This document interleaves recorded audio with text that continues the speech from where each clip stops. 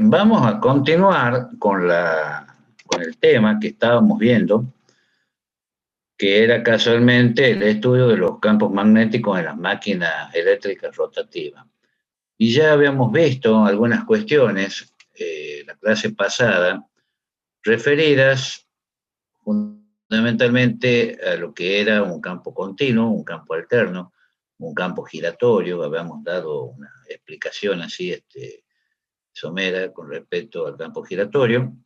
Y lo que sí, nosotros lo habíamos analizado también el tema de que teníamos un campo directo, un campo inverso, de acuerdo a cómo lo veíamos en la ecuación. Habíamos visto también cuál era el contenido armónico que no me producía campo. Y también hemos analizado el tema de la velocidad de ese campo y veíamos que la velocidad era inversamente proporcional al contenido armónico, o sea que a mayor contenido armónico, la velocidad disminuía, en otras palabras. Y habíamos conversado bastante al respecto. Bueno, yo le voy a compartir pantalla, vamos a seguir viendo algunas cosas. Tienen un poquito de paciencia.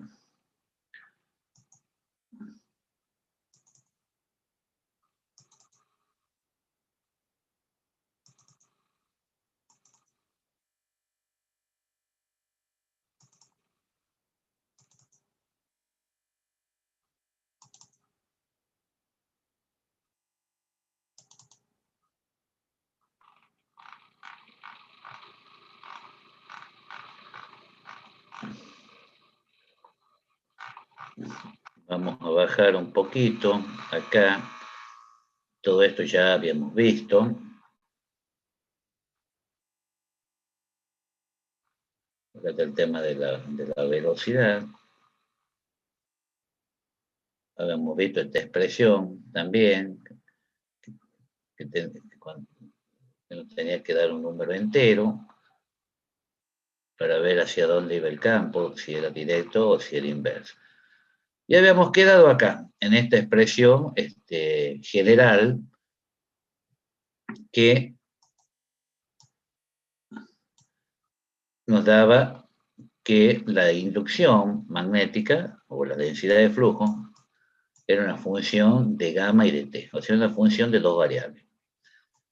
Muy bien. Y es una fórmula que estaba generalizada porque dicen esta fórmula V sub ni de pico, o sea, el valor máximo es directamente la amplitud del campo giratorio de orden ni. Incluso la amplitud va variando, va cambiando, de acuerdo al contenido armónico. Bueno, vamos a analizar ahora la influencia del ranurado. Y acá, en lo que hace a la influencia del ranurado, vamos a tener en cuenta dos cuestiones, que sería la formación de armónicas y lo que sería el aumento aparente del entrehierro. ¿Qué significa eso? Como consecuencia, dice, del ranurado, aparecen en la curva de campo lo que se llaman las armónicas de ranura, sobre la que se hablará en detalle más adelante. La presencia de esa ranura va a provocar además variaciones locales de la densidad de flujo en el entrehierro, originando fluctuaciones de flujo en los dientes y con ello pérdidas adicionales. Claro, porque el entrehierro, cuando nosotros analizamos, acuérdense ustedes, veíamos la máquina que tiene un estator y que tiene un rotor, por ejemplo. Sí, nosotros decimos que la máquina puede ser de entrehierro constante o entrehierro no constante, que en otras palabras sería una máquina de polo saliente, pero cuando dibujamos los conductores y analizamos, nosotros notamos no estamos teniendo en cuenta el ranurado. Si nosotros comenzamos a hilar fino y a tener en cuenta el ranurado, observamos que hay una alteración, digamos, una pequeña alteración del entrehierro. Y esa alteración del entrehierro está referida, obviamente, que tengo ranura, tengo un diente que se llama, viene la otra ranura, diente, la otra ranura y así sucesivamente. Entonces el entrehierro no es precisamente constante. Por ejemplo, una máquina que decimos que es constante. Por otra parte, dice, los enfrentamientos sucesivos, por ejemplo, diente-diente y diente-ranura, van a provocar variaciones en las fuerzas de atracción radial que no siempre están perfectamente compensadas, por lo que pueden dar orígenes a fuerzas radiales resultantes. Y por otro lado, como consecuencia, llamémosle así, de la sucesión diente-ranura mencionada anteriormente, se producen en el entrehierro variaciones locales de la densidad de flujo, es lo que yo les decía. Lo que tiene frente, la que tiene frente a los dientes un valor mayor que la que se obtendría si no hubiese ranura. Acá en la figura 5.5, que es la figura que está acá a continuación, como consecuencia de esto, dice, la caída de tensión magnética en el entrehierro resulta mayor que la que presentaría si no hubiera ranura. Fíjense en ustedes, en este dibujo que dice influencia de la ranura en inducción en el entrehierro, versus delta, o sea, el delta es entrehierro, que es una función de gamma.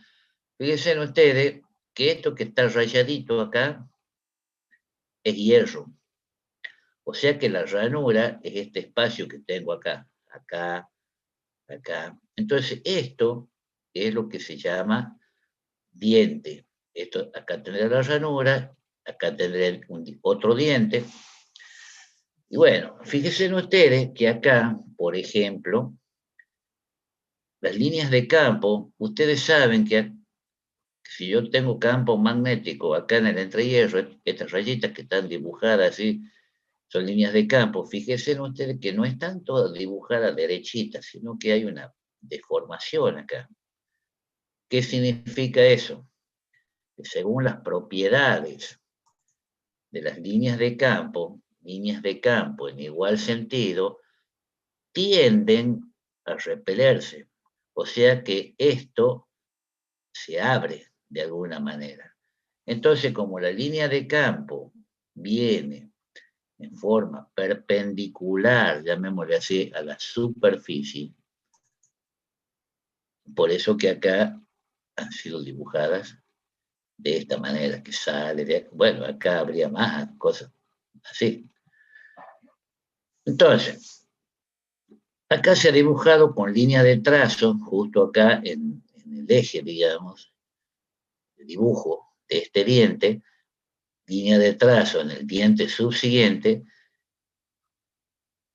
y esta distancia entre comillas, que está indicada acá es el tauere. El tauere que es el paso de ranura. Y acá está indicado con delta lo que sería el entrehierro.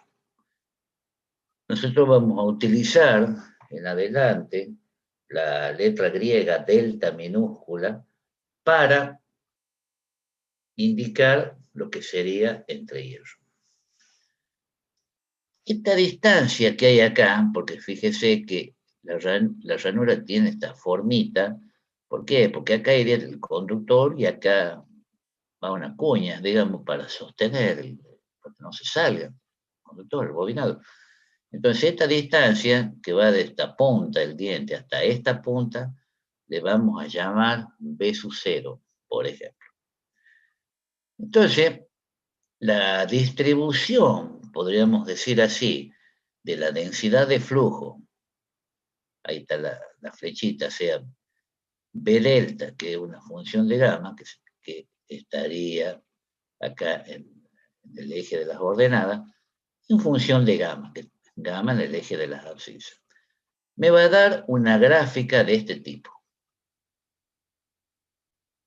como vemos acá.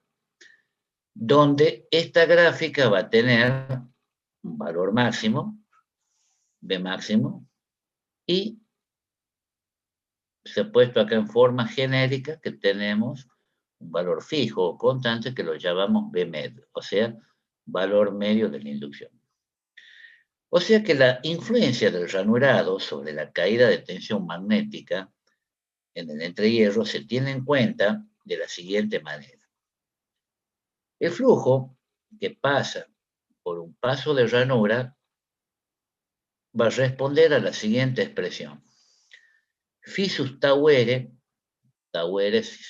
sería el paso de ranura, o sea, el flujo por paso de en un paso de ranura va a ser igual a la inducción máxima multiplicado por tau r menos psi por delta, todo por L sub I. Ya vamos a ver qué es eso. Y eso va a ser igual al valor medio de inducción por tau r por L sub I. Estas fórmulas, digamos, son fórmulas semiempíricas que están relacionadas también con el tema de la parte constructiva de la máquina. Entonces, la relación de B máximo a B medio, o sea, si yo paso esto dividiendo acá, me va a quedar tau r por Li, y este paréntesis y por Li lo pasamos dividiendo, o sea que nos queda de esta manera. Simplificamos Li con Li, y nos va a quedar que es igual a delta sub I sobre delta, y eso es igual a K sub C. Ya vamos a ver qué significa eso. Phi tau r, phi sub tau r es el flujo a través de un paso de ranura. El producto este de psi por delta nos estaría dando una disminución del paso útil por influencia del ranurado. Li sería el largo ideal del inducido. K sub C, esto que está acá, es lo que se conoce como factor de Carter, dice ver figura 6. Delta I sería el entrehierro corregido de la máquina, y este delta que está acá sería el entrehierro real. Ya vamos a ver cómo se entiende esto en un dibujo posterior. Acá en la figura 5.6 hay una gráfica de psi en función de la relación B sub 0 sobre delta. Recuerden que B sub 0 era esta distancia.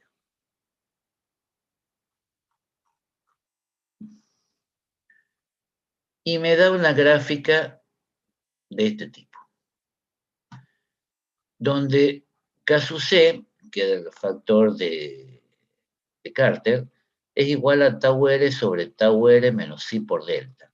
Y psi responde a esta expresión matemática, que es igual a 4 sobre pi por B sub 0 sobre 2 delta por el arco tangente de B sub 0 sobre 2 delta menos el logaritmo natural de la raíz cuadrada de 1 más B sub 0 sobre 2 delta elevado eso al cuadrado. Para valores de psi y de factor de Carter, vamos a tener que si la relación, en un primer caso, si la relación B sub 0 sobre delta, o sea, esa distancia que hay, digamos, B sub 0, entre diente y diente, dividido en el entrehierro real, es mucho menor que 1, entonces esta expresión de psi se ve reducida a esto, aproximadamente igual a 4 sobre pi por B sub 0 sobre 2 delta todo al cuadrado. Con ese criterio, quiere decir que el factor de Carter me va a dar que el factor de Carter era tau r sobre tau r menos psi por delta. Cuando yo reemplace de alguna manera, esto lo podría escribir como tau r sobre delta, todo sobre tau r sobre delta menos B sub 0 sobre 2 delta todo al cuadrado por 4 sobre pi. Esto, cuando se da esta situación que es mucho menor que 1, este factor es aproximadamente igual a 1. Donde B sub 0 es el ancho de la ranura sobre el entrehierro, que ya dice ver figura 5.5, que es esta figura, que está acá. Ahí está, B sub 0. Muy bien. Ahora, cuando la relación esta de B0 sobre delta es mucho mayor que 1, antes era mucho menor que 1, ahora mucho mayor que 1, sí es aproximadamente igual a B0 sobre delta menos 4 sobre pi, logaritmo natural de B0 sobre 2 delta. Y eso va a ser aproximadamente igual a B sub 0 sobre delta. Por lo pronto, K sub C, o sea, el factor de Carter, va a ser igual a tau R sobre tau R menos B sub 0. Por lo tanto, la inducción media nos va a quedar que es aproximadamente igual a la inducción máxima por tau R menos B sub 0 sobre tau R. Ahora, ¿qué es eso de la longitud ideal del inducido? Se dice que la longitud ideal del inducido LI es aproximadamente la longitud en hierro más delta. Si yo veo la máquina a lo largo, esto que está dibujado acá es hierro, y esto es hierro, y esto que está dibujado acá, todas estas rayitas son líneas de campo, fíjense que acá sobresalen las líneas de campo, porque hemos dicho que todas las líneas de campo que en igual sentido tienden a repelerse, es como que esto se abre, se expande para este lado y para este lado. Se estima, bueno, si este es el entrehierro delta, se estima que la deformación, o sea, es una estimación, porque nadie ha visto una línea de campo y la ha podido medir cuánto salió para afuera. Se estima que esto sobresale, digamos, la longitud de entrehierro sobre 2, es decir, delta sobre 2 y acá delta sobre 2. Lo que tengo acá es la longitud que tengo real de hierro. Y la distancia que tendría desde donde sobresale acá hasta el otro extremo también donde sobresale, digamos, que el tema de las líneas de campo, eso le llamo L sub I, que sería la longitud ideal del inducido. Ese, digamos, sería el concepto de longitud ideal de inducido.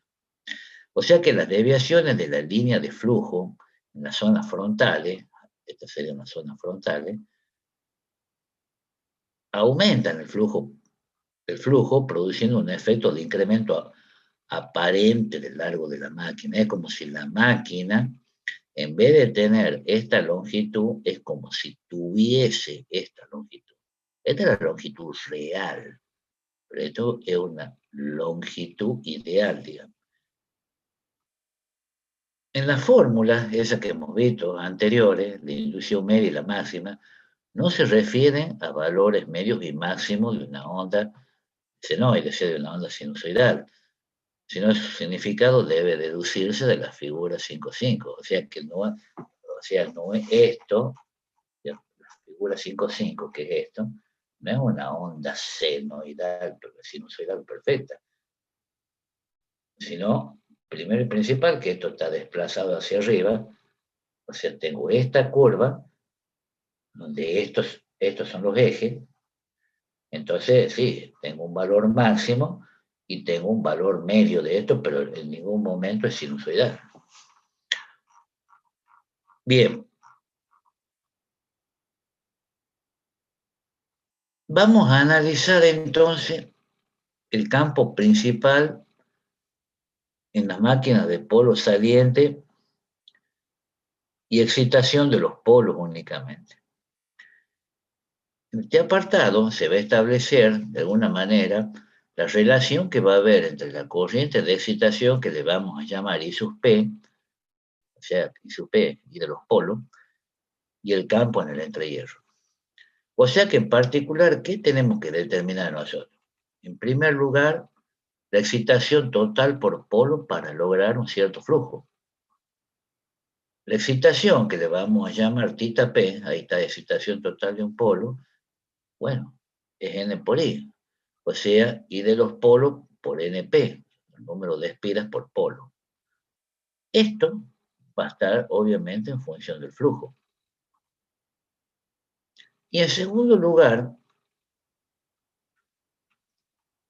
tendríamos que analizar la distribución que va a tener la densidad de flujo, sea la inducción magnética, B de gamma a lo largo del paso polar tau P. Y esto es lo más difícil, porque entre los posibles caminos que nosotros podríamos analizar, eso se puede analizar a partir de ecuaciones diferenciales parciales que puedan transformarse en ecuaciones resolubles por computadoras. Bueno. Se podría analizar mediante dispositivos analógicos, por ejemplo, la construcción de un campo de corriente a través de una cuba electrolítica o papel débilmente conductor. O utilizar una transformación conforme que se llama, por ejemplo, la transformación de Schwarz-Christoffel. Pero nosotros nada de esto vamos a analizar. Vamos a ir a un procedimiento gráfico aproximado, que es lo que se conoce como método de Lehmann-Richter. Entonces, lo que nosotros tenemos que hacer ahora es la determinación estimativa de la excitación total por polo.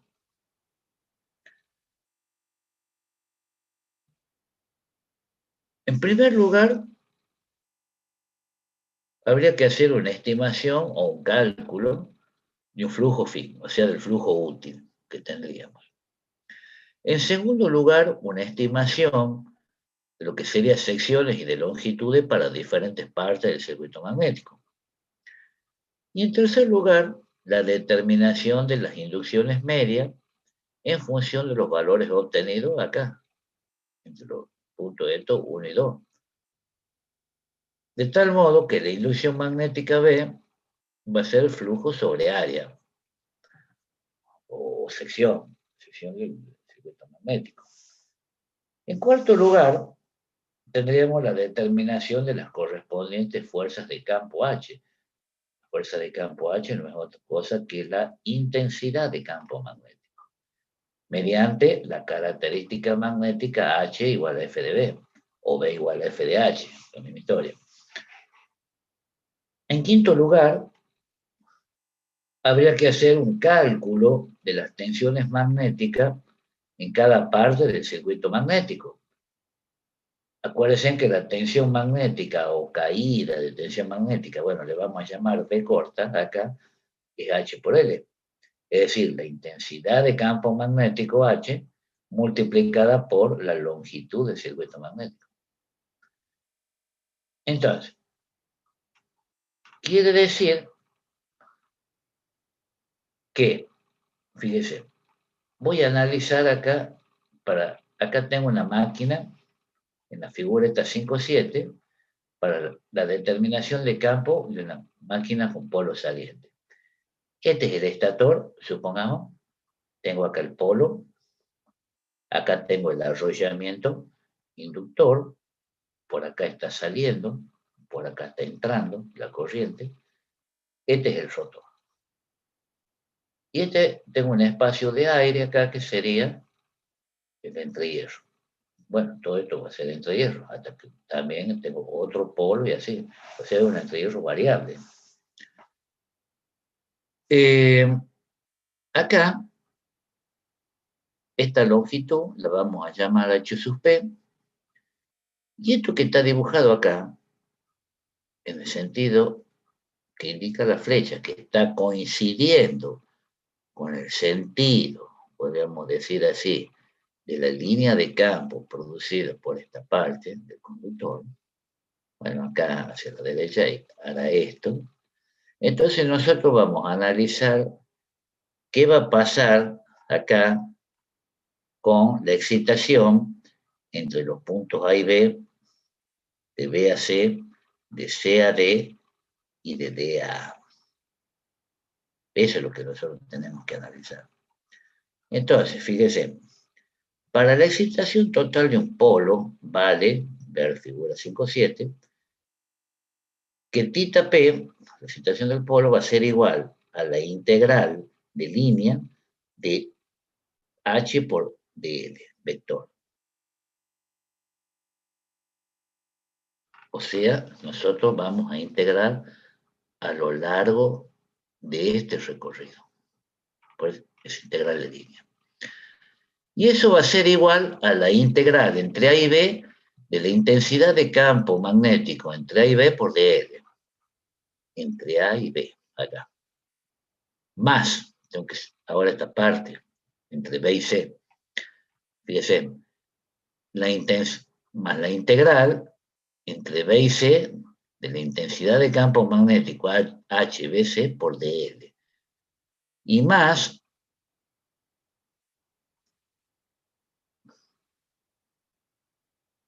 esta entre C y D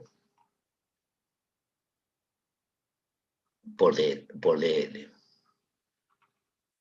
Esto va a ser, ¿a qué va a ser igual? A H sub AB por LAB más HBC por LBC y más HCD por LCD. En otras palabras, ¿qué tengo acá?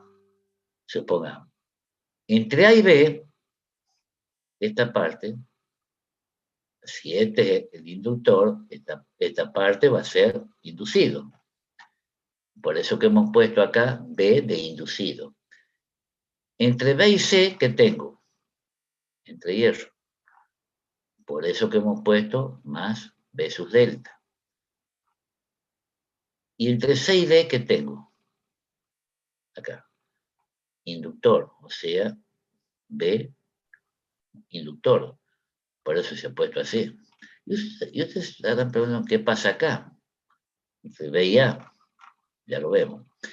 El camino de integración se cierra entonces por el hueco interpolar a través del segmento de A. Este es un hueco interpolar.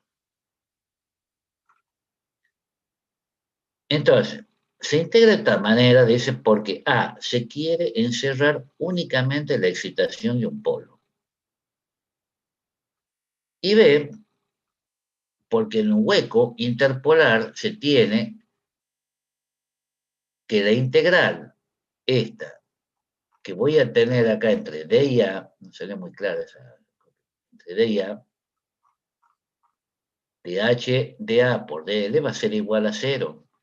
¿Y por qué va a ser igual a 0? Porque aquí H y DL son perpendiculares. Claro, tengo línea de campo en este sentido, acá. Y yo la longitud la estoy considerando así, o sea que tengo líneas de campo que van a ser perpendiculares a esta longitud.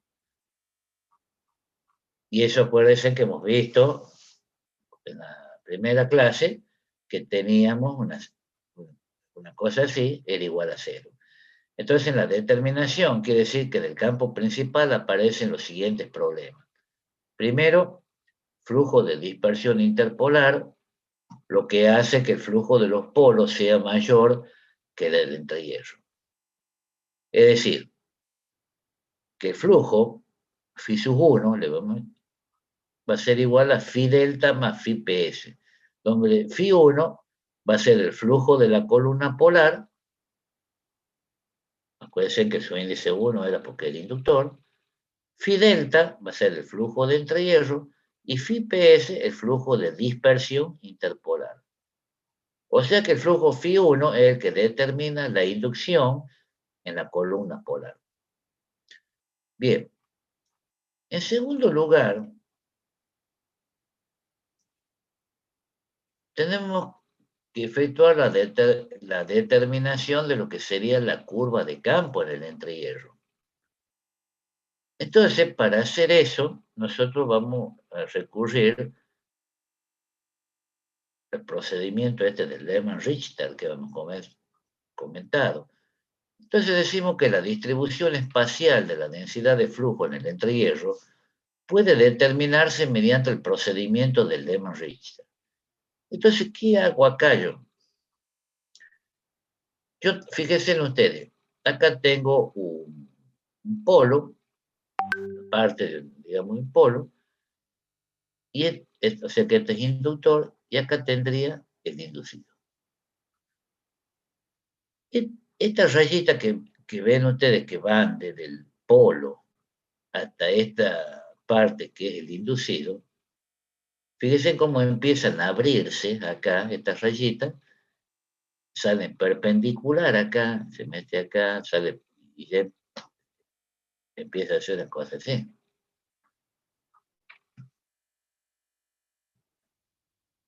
Y lo que estoy analizando acá, que hemos hecho esta raya, que viene así, o esta que está con línea de trazo acá, o esta otra que está con línea de trazo, son superficies hipotéticas que estoy considerando en donde la línea de campo iría en forma perpendicular.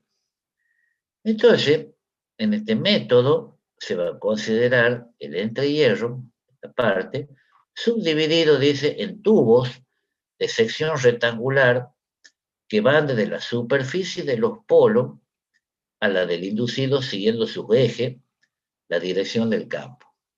Fíjense ustedes que acá se ha hecho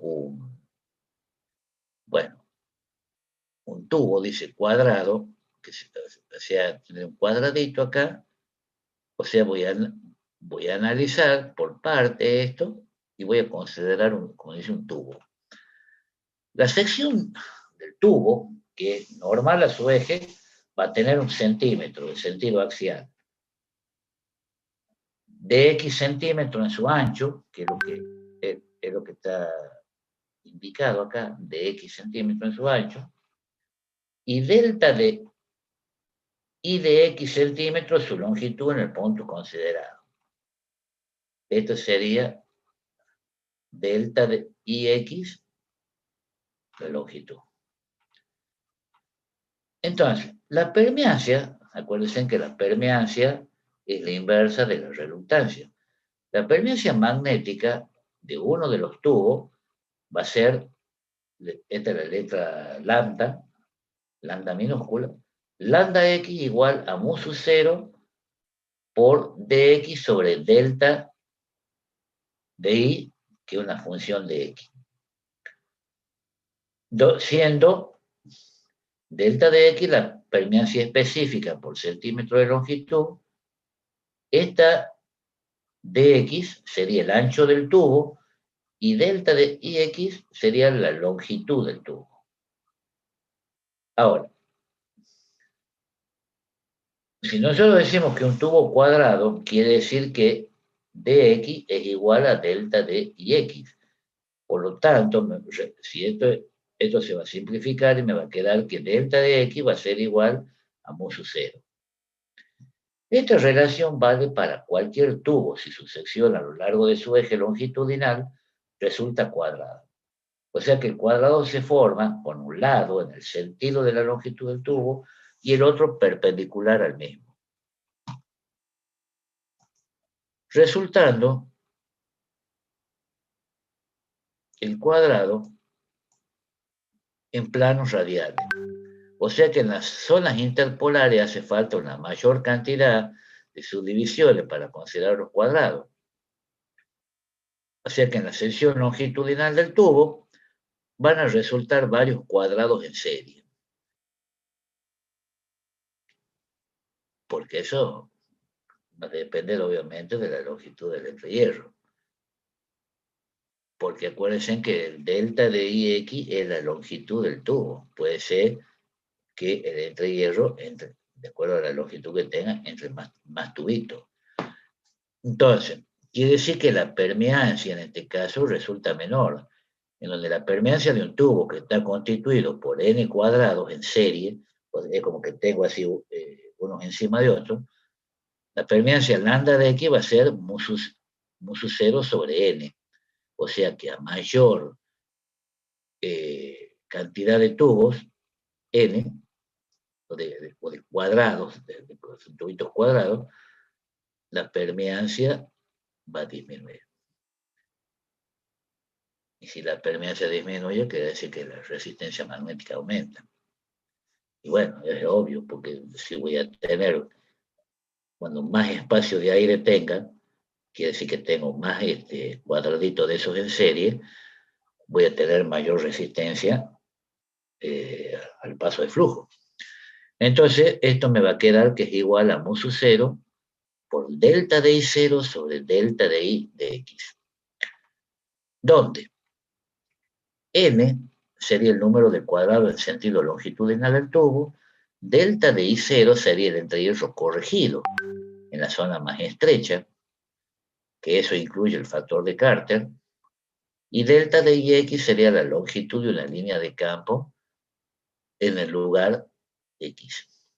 Claro, acá habla de delta de I0, que sería un entrehierro corregido. Ya vamos a ver que esto, digamos, no es constante a lo largo, digamos, o sea, de toda la cabeza polar frente a esta superficie de hierro. No va a ser constante, ya vamos a ver por qué.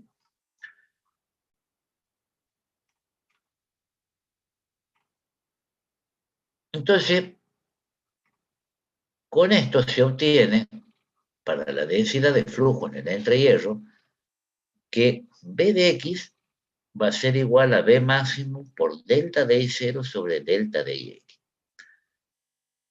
Si nosotros consideramos que la permeabilidad del hierro, supongamos, tiende a infinito, si tenemos un excelente hierro, si la permeabilidad del hierro tiende a infinito, quiere decir que la resistencia magnética tiende a cero. Eso va a resultar que la inducción máxima, B máxima, va a ser igual a mu sub 0 sobre tita P sobre delta de I0. Y se obtienen así curvas de la inducción B de X indicadas en línea llena, acá vamos a ver, como se puede observar en la figura 5.9a y 5.9b. Esta figura sería para una máquina de polo saliente, por ejemplo, en máquinas de corriente continua. En la máquina de corriente continua, bueno, acá está dibujado en forma rectificada, no es que el polo sea recto acá, sino que esto es una cosa curva, ¿no es cierto? Y el polo, la cabeza polar, hace una curvatura que sigue, digamos, a lo que sería el inducido, en el caso de una máquina de corriente continua. O sea que toda la zona de influencia de la cabeza polar, en el caso de las máquinas de corriente continua, ese entrehierro que hay ahí, es constante. Por eso que esto se ha dibujado de esta manera, en forma recta. Entonces, si nosotros hacemos una gráfica de la distribución de la inducción magnética, nos va a dar una gráfica de este tipo, una cosa así. Esta parte, digamos, constante sería esto. Y acá varía de esta manera porque no nos olvidemos que voy a ir teniendo deformación acá de la línea de campo, no va toda derechita. Esta distancia acá de la cabeza polar le voy a llamar B sub P, que va a ser igual a alfa veces tau P. Esto es lo que se conoce como recubrimiento polar real.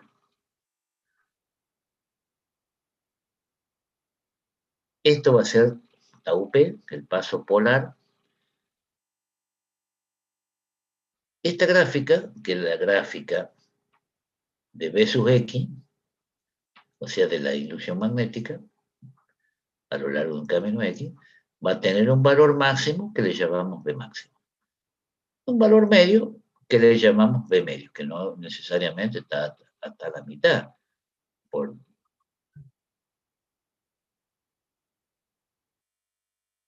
no, no, no, no, no. No, no, no, no, no. X es el camino,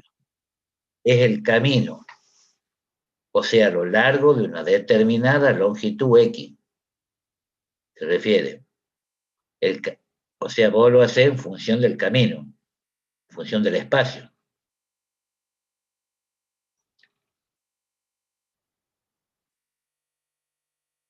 No, no, no, no, no. Volvamos acá. Vos haces el análisis de esto a lo largo de, todo, de X, de todo un recorrido,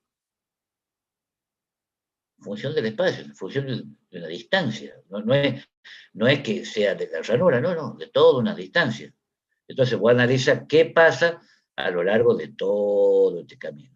A eso se refiere.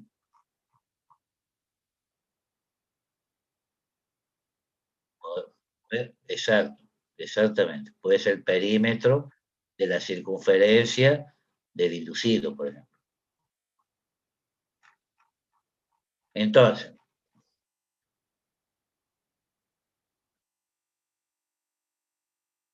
acá esta distancia la voy a llamar alfa i por tau p. Alfa i en este tipo de máquina oscila entre 0,7 y 0,75. Y este valor de alfa entre 0,65 y 0,7. Ahora, en máquinas de polo saliente, porque vos fíjate que esta gráfica no parece, digamos, no se asemeja a una onda seno. Como yo quiero que esto se asemeje a una onda seno, ¿yo qué hago? Tendría que recurrir a este tipo de polo. Fíjense ustedes que acá yo tengo, dice, máquinas, o sea, polo saliente, máquinas sincrónicas. Acuérdense que el polo en una máquina sincrónica está en el rotor. Y esto que estaría acá con hierro es lo que sería el inducido. El polo, acá tengo un polo rectangular, o cabeza, que sería, o cabeza plana. ¿Qué significa? Es muy similar a esto que tengo acá, para máquina de continua, que el entrehierro, digamos, de la cabeza polar frente a la curvatura del estator es constante. Pero eso, ¿a qué nos lleva? Si esto es B sub P, esta distancia, o sea, esta distancia de la cabeza polar, y esto es DI, acuérdense que DI era el entrehierro, corregido. ¿Qué tengo acá? Esta gráfica. La gráfica, esta que tengo acá llena, sería la gráfica de la inducción a lo largo de todo este camino. Acá se mantiene constante y bueno, y esta deformación que aparece acá es debido, digamos, a cómo es la distribución de líneas de campo acá. Y esta gráfica que está acá con líneas de trazo sería la curva senoidal o sinusoidal ideal que a mí me gustaría que tenga la inducción magnética. Entonces, esto que está indicado con B1 de pico acá sería el valor máximo sub 1, que sería de la fundamental idealizada, digamos, de la onda de, digamos, que yo quisiera tener. Esta gráfica va a ser la onda, la onda real de B sub X, y esa gráfica le voy a decir que es la gráfica 1. la onda 1, que tendrá un máximo valor, está indicado acá con B máximo, y tendrá un valor medio que será B medio. Pero, ¿qué es lo que se suele hacer en estas máquinas? Se suele construir el polo o diseñar el polo de una manera tal de darle una cierta curvatura diferente a la curvatura que tiene, digamos, propiamente dicho el estator.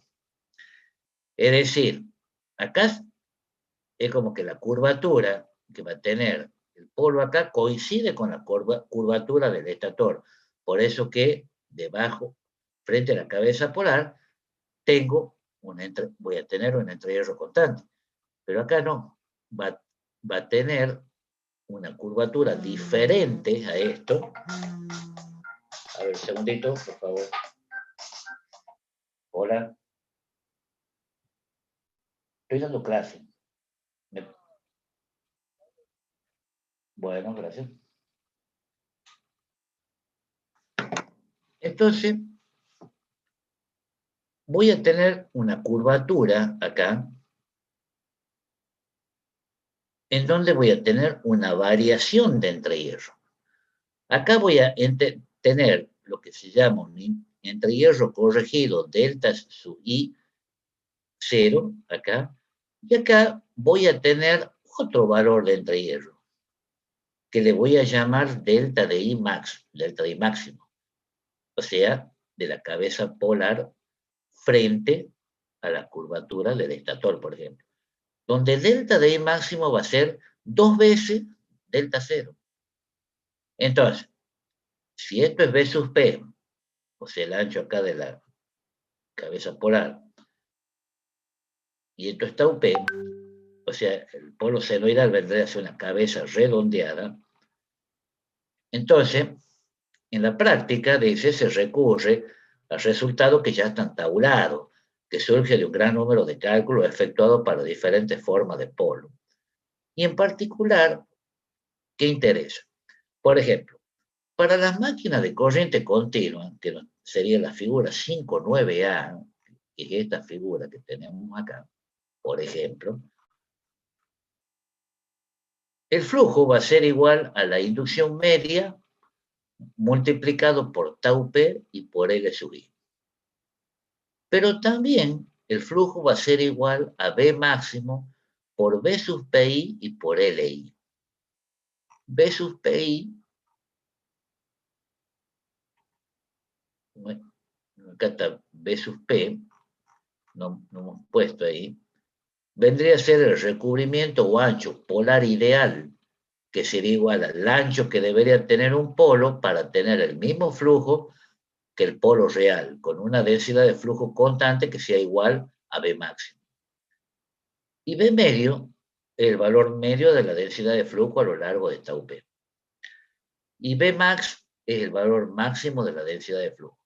Quiere decir que guiándonos de esta expresión, B medio, si despejamos acá, nos va a quedar que es igual a B máximo, y esto lo pasamos dividiendo. Por eso que me está quedando acá, me quedaría BPI por LI sobre tau P por LI. LI con LI se simplifica, y por eso que me queda BPI sobre tau P por B máximo. Esta relación de BPI a tau P es lo que se conoce como alfa sub I por B máximo. O sea que BPI es alfa sub I por tau P. Alfa I sería el factor de recubrimiento polar ideal, que en la práctica oscila entre 0,7 a 0,75. Y B sub P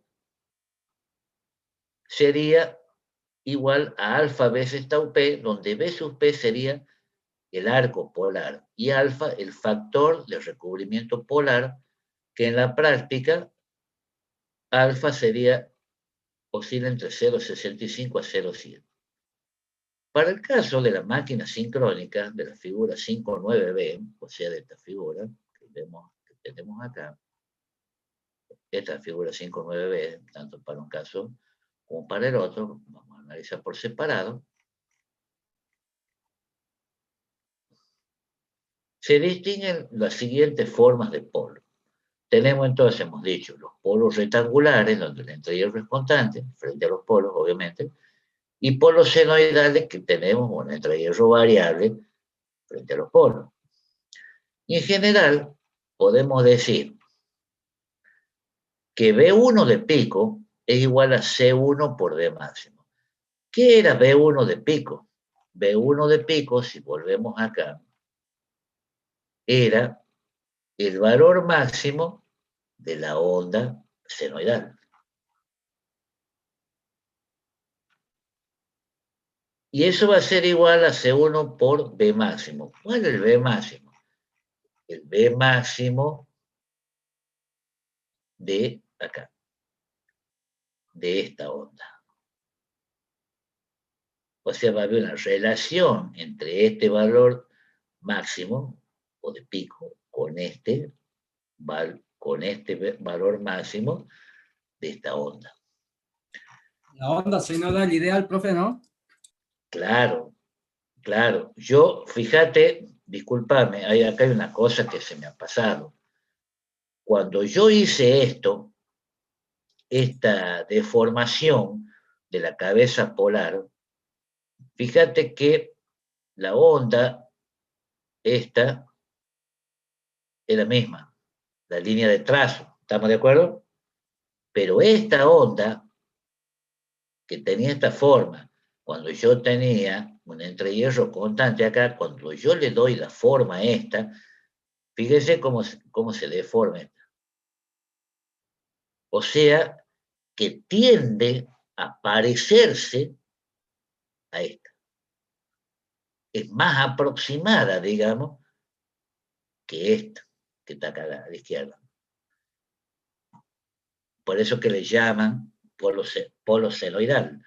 Entonces, volviendo a esto, acá, hay una relación entre este valor máximo, que era de la onda senoidal, con este valor máximo, que era de la onda real que tiene la máquina. O sea que esto multiplicado por C1 me daría esto. ¿Qué es el C1? Es un coeficiente polar. Ese coeficiente polar está en función de estas relaciones. De delta de I0 a tau P, de delta de I máximo a delta de I0 y de B sub P a tau P. Esta, B1 de pico, se la puede determinar por Fourier partiendo de la distribución real de la densidad de flujo. Estos valores de C1 están tabulados, por lo que puede evitarse el cálculo. Ahora, los valores de C1 están tabulados, porque puede evitarse el cálculo, quiere decir que el flujo total a lo largo del paso polar, flujo, acuérdense, va a ser LI por la integral entre 0 y tau P de B, de B de X por diferencial de X. Y eso va a ser igual a tau P por LI por la inducción media, que no es otra cosa que la superficie que voy a tener encerrada bajo la curva 1, o sea, bajo esta curva. Superficie que tengo encerrada bajo la curva. Me está dando esto, el flujo. Ahora, en la Perdón, última... curva 1 es la que está en línea de trazo. No, no, no, no, no. No, papá. Acá, fíjate, perdón. Ve la flechita 1, es esta curva. Ah, bien, bien. Ahí está, ya entiendo. 2 Gracias. dice acá, es esta otra curva. Cuando es polo senoidal. ¿Entendés? Fíjate que acá tengo un B máximo para esta, y Sí, acá hay un B máximo diferente para esta otra, para la curva 2. claro, claro. Esta B1 que aparece acá es la misma B1 que tenía acá. Claro, eso no varía. No varía. ¿Estamos? Ahora, este valor medio que aparece acá, ¿me entendés? Bueno, acá estaría mal dibujado, porque sería el valor medio de esto. Un poquito más Sería alta. el valor medio de esto. ¿Ah? Sí. Bueno, volviendo a esto, esta última integral también se puede obviar si se dispone de lo que sería el factor de corrección C sub phi. El factor de corrección C sub phi va a estar definido de la siguiente manera, que sería la relación que va a haber entre la superficie bajo la curva 1, acuérdense que la curva 1 era de la curva real que tenía la máquina, ¿no es cierto?, sobre la superficie que tendría bajo la fundamental. La superficie que yo tengo bajo la curva 1 sería 1 sobre tau p por la integral entre 0 y tau p de b de x de x. Y la superficie que voy a tener bajo la fundamental va a ser 2 sobre pi por b1 de pico. Que no es otra cosa que el, ¿cómo se llama? El valor medio. Ahora, las dos superficies difieren entre sí y se tienen que el valor medio, B medio, es igual a 2 sobre pi por B1 de pico por C sub phi, o sea, por el factor S de corrección. Y eso va a ser igual a 2 sobre pi por, pero acuérdense que B1 de pico era C1 por B máximo, o sea que me va a quedar acá C1 por C sub phi por B máximo. En lo que respecta a valores numéricos, para una relación de B sub P a tau P, esto va a ser igual cuando relaciones de 0,7 a 0,75, y para polos rectangulares, la relación de delta de I0 a tau P oscila entre 0,2 a 0,05, entonces vale que C1, esta C1, oscila entre 0,17 a 0,22, y el C sub phi de 1,01 a 1,05. Entonces, y para polos senoidales, la relación de delta de 0 a tau p es 0,02 a 0,05, y vale que C1 para polos senoidales es de 0,95 a 1, y el C sub phi para polos senoidales de 0,98 a 1,01. Bueno, por supuesto que acá lo que hay que entender es el no aprenderse estos valores de memoria ni nada por el estilo. Incluso si se da un problema, qué sé yo, de aplicación a los fines de poder resolver una determinada situación, eso lo podemos, digamos, dan los valores. Acá lo que hay que tener el concepto de cómo determino, digamos, los valores, la curva de campo, para cuando tengo excitación de los polos, cómo determino el campo, si tengo un polo rectangular o si tengo un polo senoidal. Polo rectangular que tendría un entrehierro constante frente a la cabeza polar, y un polo senoidal un entrehierro que no es constante frente a la cabeza polar. De tal modo que eso nos estaría dando la ventaja del polo senoidal, que mi curva de inducción magnética se va a aproximar más a una función senoidal. Y a mí me conviene que se aproxime a una función senoidal, porque de esa manera los cálculos que yo puedo hacer van a ser mucho más simples o mucho más sencillos que si tuviese una gráfica que no es así. Bueno, vamos a analizar ahora el campo principal en una máquina de turborrotor y excitación de los polos únicamente. Nosotros ya hemos analizado qué pasaba cuando la máquina era una máquina de polo saliente, lo que hemos visto hace un rato. Acá el problema es básicamente el mismo que en el punto anterior, y los procedimientos a seguir, dice, son totalmente análogos. Ahora, ¿cuál es la diferencia fundamental en la curva de campo? En el turborrotor, como consecuencia, dice, la distribución del devanado de excitación, la curva de campo es aproximadamente trapezoidal, como se indica acá en la figura 5.9c. Turborrotor, acá está dibujado el rotor únicamente. Esto es la máquina de un par de polos. Se ranura acá, y tengo un arrollamiento acá metido, acá también, que se excita con corriente continua.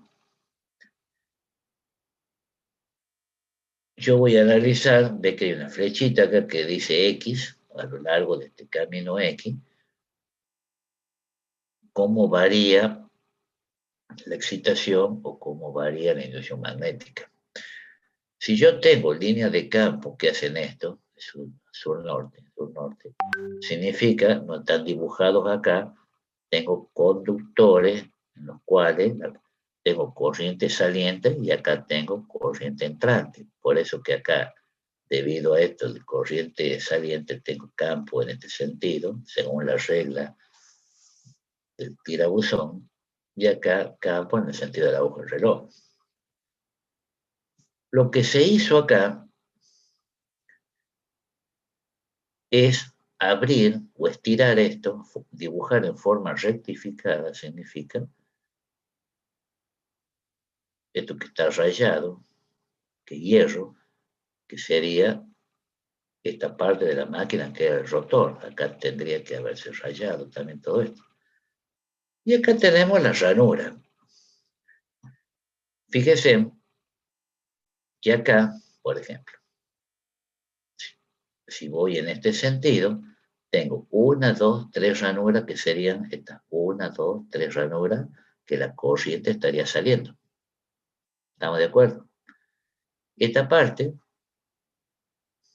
sería esta parte que no está ranurada.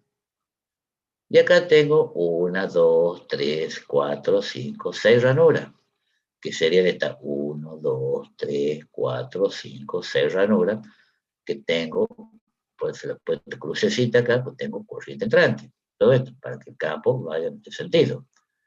Y cuando me vengo para acá, me está faltando esta partecita, 1, 2, 3 ranuras, que serían estas 1, 2, 3 ranuras con puntitos, porque acuérdense que esto es punto, por eso está un campo en este sentido. Bueno, entonces esto que está dibujado acá abajo sería dibujado esta pieza en forma rectificada. Si yo grafico en un par de ejes coordenados cómo varía la excitación o la inducción magnética, o sea, la curva de la excitación del polo o de la inducción magnética va a ser la misma. A lo largo del camino X, o sea, a lo largo de todo esto, que sería desde acá hasta acá, fíjense ustedes que yo voy a tener un paso polar tau P. ¿Cuál era el paso polar tau P? La distancia que había entre dos polos consecutivos. Bueno, en este caso, yo puedo decir que tau P es desde acá hasta acá, o por lo mismo que puedo decir que es desde acá hasta acá, son 180 grados, pi radianes. Entonces, fíjense cómo he acotado tau P, o sea que para mí tau P va desde acá hasta acá. Eso es lo que está simbolizado ahí. Fíjense ustedes que acá tengo esta escalerita, donde cada aumento, digamos, tu escaloncito, fíjese que hay una correspondencia acá con esta primera ranura, con la segunda ranura acá, y con esta tercera ranura. Y acá se mantiene constante, no hay variación. En esta parte, o sea, en esto. Todo esto. Y acá, empieza a disminuir esto hasta acá, viene así, que sería esta parte, y hace esto. O sea, esta escalerita que se ve acá es debido al ranurado. Si yo me pongo a analizar eso así a simple vista, es como que aparentemente es como un trapecio. ¿Cuándo sería un trapecio? Si yo me vengo acá, a este dibujo que está acá abajo, si en vez de considerar esto con su ranura, lo considero como una zona bobinada, esto, como si fuese una sola cosa, es como que de acá hasta acá, es como que tendría infinitas ranuras más o menos, y lo mismo acá. Entonces, por eso que tomo la atribución de rayar esto y de rayar esto. Ahora, si yo hiciese infinitas ranuras, o la mayor cantidad de ranuras posible entre esto y esto, estos escaloncitos serían cada vez más chiquitos, a tal punto que prácticamente ni se notaría la escalerita esa que tendría. Una recta, así, que es lo que yo tengo acá. Ve que hace una recta. Me vengo de acá hasta acá, hace esto. Me vengo así, hace esto. Esta parte es la que se mantiene acá constante, de forma negativa, y esta partecita de acá, ahí, se completa. Entonces, fíjense que hemos dibujado acá esto, como si fuese esta parte, ¿no es cierto? Que sería la mitad de esto. ¿Sí?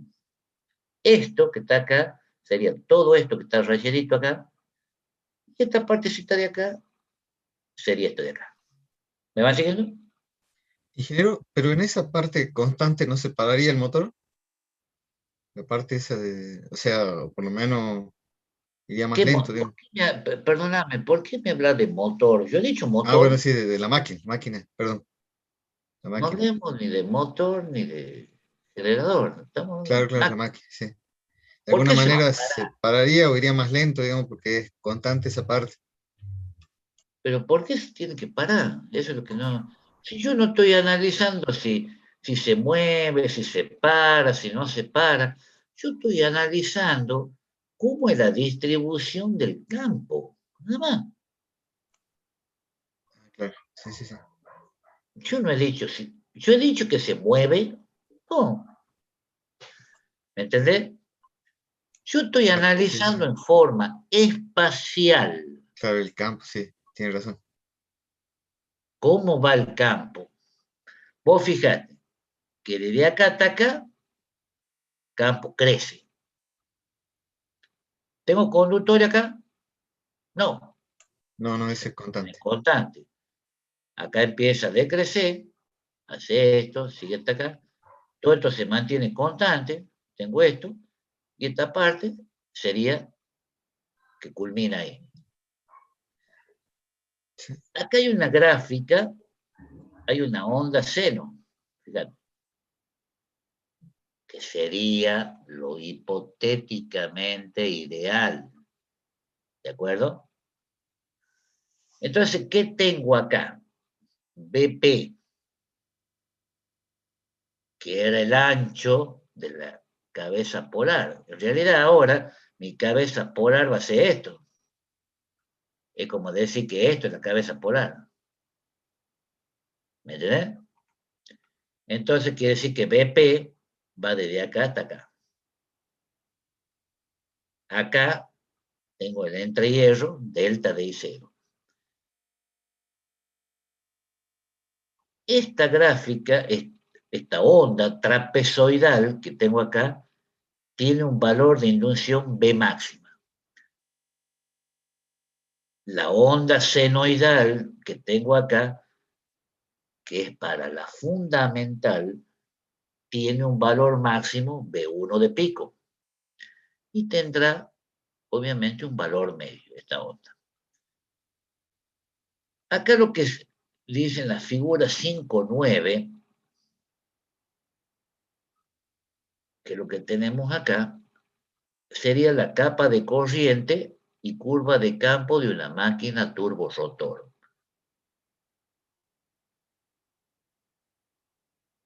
Eso se considera como si fuese una capa de corriente.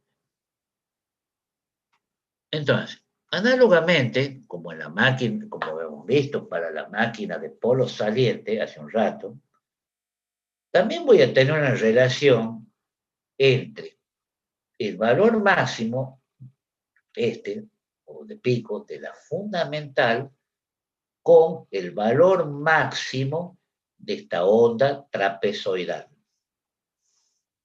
Esa relación, o sea, igual, la fórmula es la misma. B1 de pico va a ser igual a C1 por B máximo.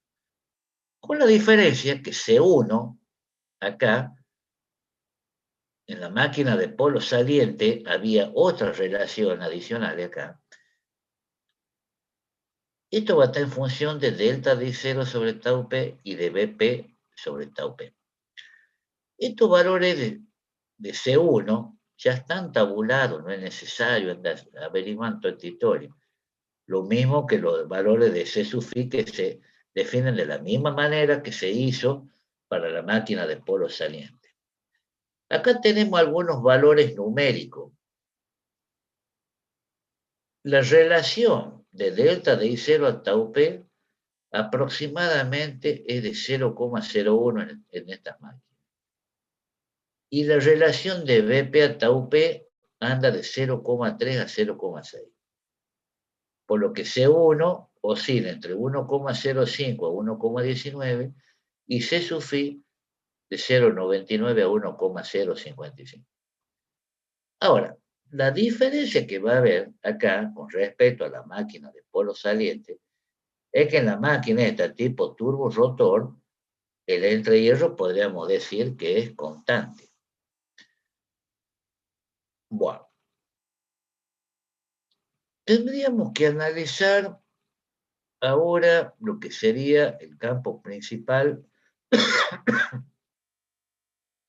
para entrehierro constante,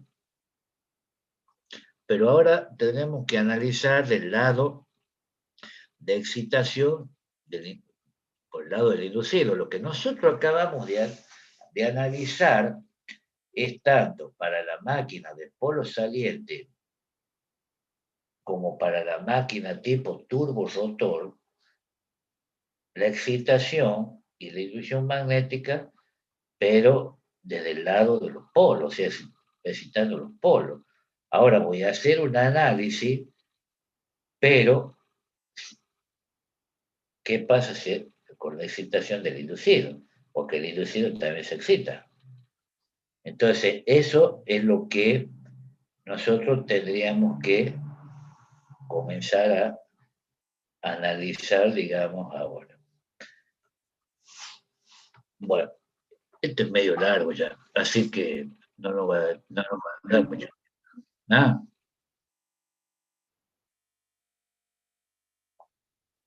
Sí,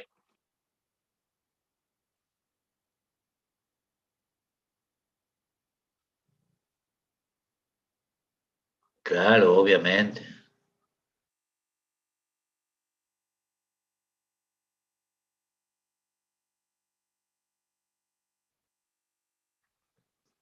Claro, obviamente.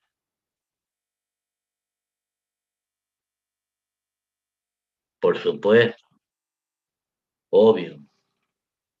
Por supuesto que nosotros no nos vamos a poner a fabricar ni a construir una máquina, porque eso ya es una disciplina aparte, lo que sería la construcción de las máquinas eléctricas. Lo que nosotros estamos viendo acá sería simplemente ver, digamos, cuál es, o sea, qué variaciones existen o cómo se puede arreglar o cómo se puede modificar esa curva de inducción.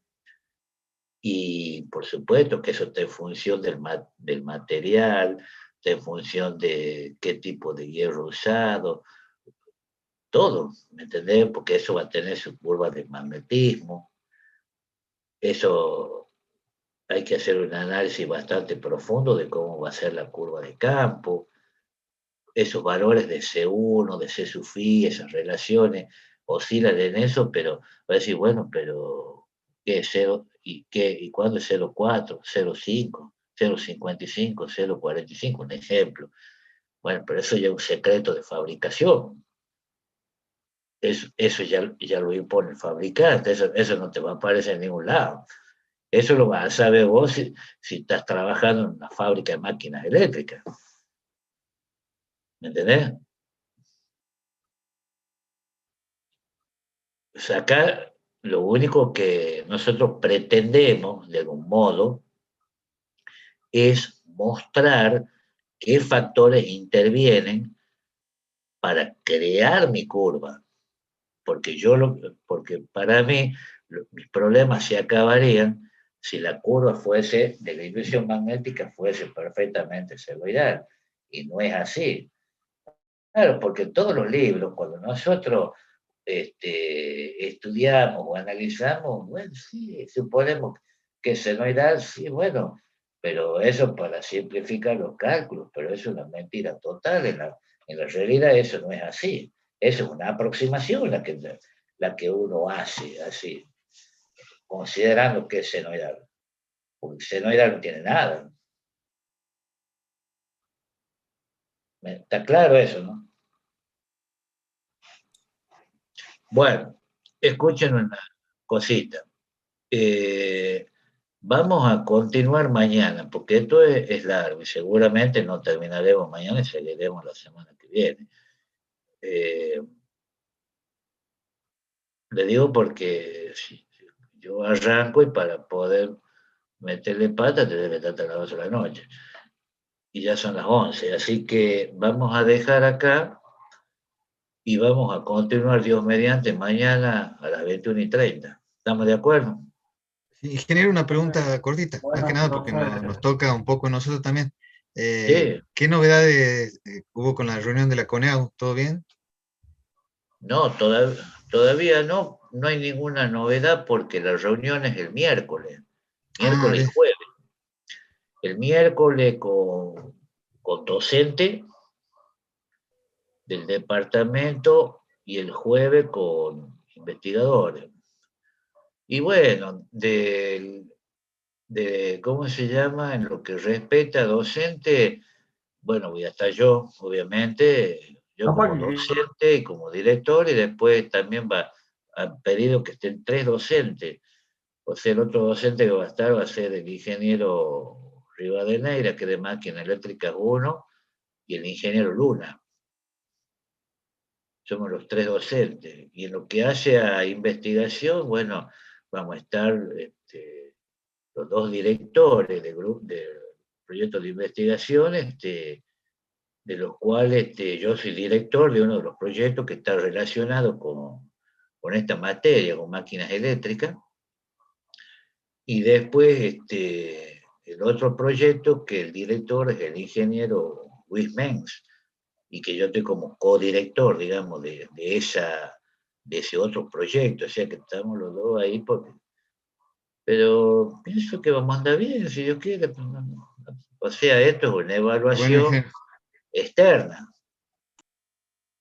O sea, no vienen a evaluar la carrera, sino que primero, o sea, ¿qué es lo que vienen a evaluar? Lo que se hizo fue una autoevaluación ya. Es como que decir, bueno, a ver, me voy a tomar un examen yo mismo para ver cuáles son mis fortalezas y cuáles son mis debilidades. Bueno, y eso es lo que vienen a conversar ahora con nosotros.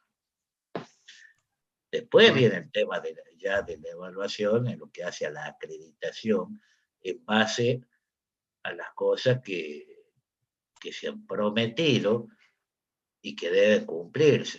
Por supuesto que tienen que ser cosas creíbles, porque uno dice, sí, yo prometo hacer tal, tal, tal y tal cosa, perfecto, y después vienen, y dicen, bueno, a ver, vos has prometido tal, tal y tal cosa, y vienen a ver si lo has cumplido o no.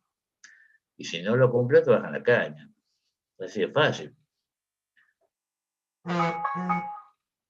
Por eso que nosotros, bueno, cuando yo me hice cargo del departamento, estamos en una situación medio compleja, y bueno, a Dios gracias hemos logrado acreditar, cerrar un ciclo. Pero eso se cumplió, ese ciclo se cumplió el 31 de diciembre del año 2019. O sea que se laburó para levantar la mesa. Y, bueno, y ahora arrancamos de nuevo. O sea, comenzó en el 2020, ya estamos en el 2021.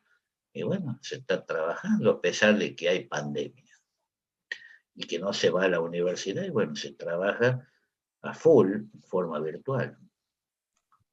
Qué bueno, ingeniero. Ah,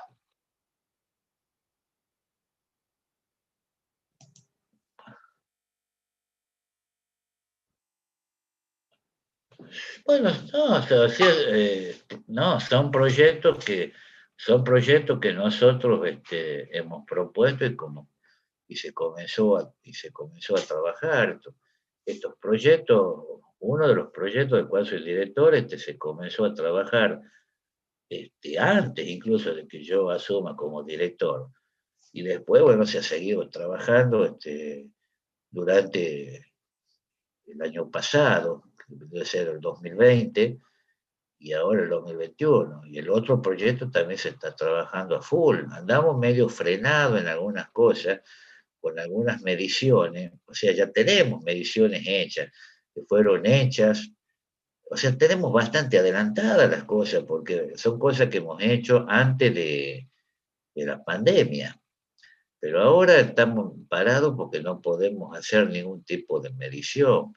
Porque si yo soy director de un proyecto y te tengo a vos, a 4 personas más, un ejemplo, para trabajar, y yo no te voy a mandar a la calle ahora, porque Dios no lo permita, te va a la calle, te enfermas de COVID, y no, bueno, el ingeniero de casa me manda a hacer esto, todo, buen cana, ¿me entendés? Ah, O sea, profesor, por o eso sea, le decía estamos que tal complicados vez en por la ese cuestión sentido. de la pandemia se está tomando la evaluación. ¿Cómo? Que no, que yo recién le decía, no me escuchó, que tal vez por esta cuestión de la pandemia se dilate más la evaluación. No, no, porque el hecho de la pandemia no significa que no haga las cosas, porque con pandemia y todo hemos dado clases, con pandemia y todo hemos tomado examen, y con pandemia y todo se puede investigar también. Habrá cosas que no las podrás hacer. Bueno, las harás después, cuando la cosa se mejore, pero eso no significa que no se haga todo lo que puede hacerse si sale a la vereda. No sé si me entendés. O Sí, sea que sí se puede laburar.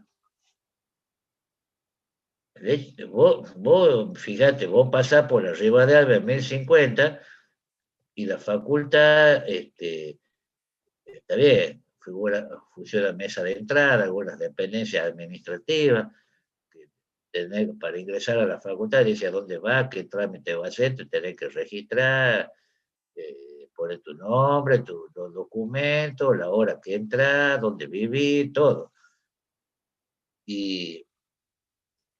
Pero el resto, no hay nada, está todo vacío, tierra de nadie. Pero sin embargo, la, la- la facultad funciona normalmente en ese aspecto. O sea que hay cosas que se pueden hacer, bastante cosas se pueden hacer. No, no es fácil, reconozco que no es fácil, pero bueno, así como ustedes hacen un esfuerzo de tomar una clase en forma virtual, y nosotros los docentes también hemos hecho un esfuerzo, porque tanto ustedes como nosotros, ojo, y me incluyo, yo jamás he sido un experto en informática ni nada por el estilo. O sea, sé usar obviamente la computadora para mis cosas, pero durante el año 2020 debo reconocer que yo, en lo personal, y otros docentes también, hemos aprendido bastante de un montón de cosas que antes no es que no existían, o sea, no las usábamos, quizás porque teníamos la actividad presencial. Pero esto, ustedes han visto que esto ha venido de un día para el otro, y bueno, había que adaptarse a las circunstancias. O te adaptás a las circunstancias, o no te adaptás, o dejar que la ola te pase por encima, más o menos. Y no, acá hay que tratar de salir a... Y es lo que hemos hecho nosotros, o sea, tanto los alumnos como los profesores. Es decir, no, no se puede, porque, ojo, yo he sido uno, lo que he dicho, no, ¿cómo que toma examen en forma virtual? Eso es de loco, materia de este tipo. Y bueno, pero había que buscarle la vuelta. Bueno, y ustedes han visto que todas las materias del departamento se están tomando en forma.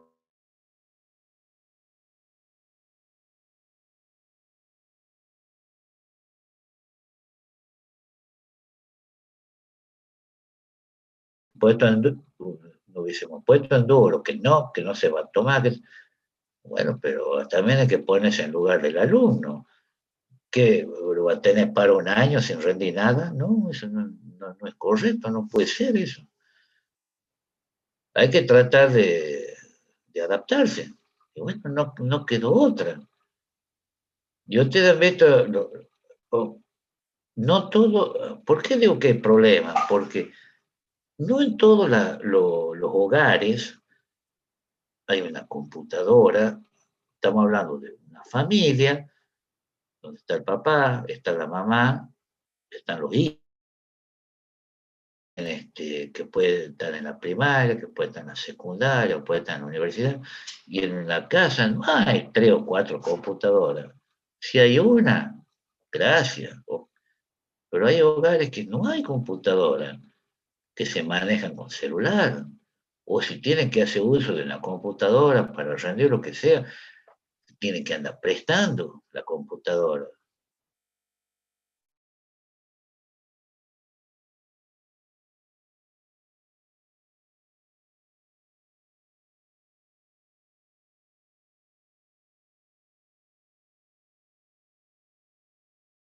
Vive solo. Yo, gracias a Dios, tengo una computadora para mí, la computadora que la tenía un poquito más veterana, se la regalé a mi esposa, se la di a mi esposa para que juegue ahí y chate con las amigas. Bueno, pero mi hijo ya está casado, no vive con nosotros, o sea que no tengo que andar compartiendo, es difícil. Entonces, de alguna manera, todos hemos puesto, digamos, el hombro en estas cosas. Bueno, no sé a qué iba con esto, o sea, voy a que hay que tratar de alguna manera de adaptarse, digamos, a las circunstancias. El día de mañana, cuando volvamos a la presencialidad, me sentí raro, capaz, ya no estamos acostumbrados, digamos, a esto. Pero a muchos alumnos les convienen también las clases virtuales, a veces por una cuestión económica, que no es lo mismo ir todos los días a la universidad, que es un gasto, que estar en la casa. Eso, o muchas veces, muchos alumnos me pedían permiso, mire, profesor, yo me voy a retirar porque me quedo sin ómnibus. Y sí, bueno, pues estos desgraciados a veces dejan de andar a las 10 de la noche, nosotros tenemos clases todas las semanas de la noche. Y bueno, a Dios gracias, con este sistema podemos quedarnos a la hora que corresponda sin ningún inconveniente, porque pues, están en la comodidad de su casa. Pero bueno, así son las cosas. Bueno, jóvenes, Los veo mañana a la misma hora. ¿Estamos de acuerdo? Gracias, profesor. Muchas gracias. Bueno, que Así tengan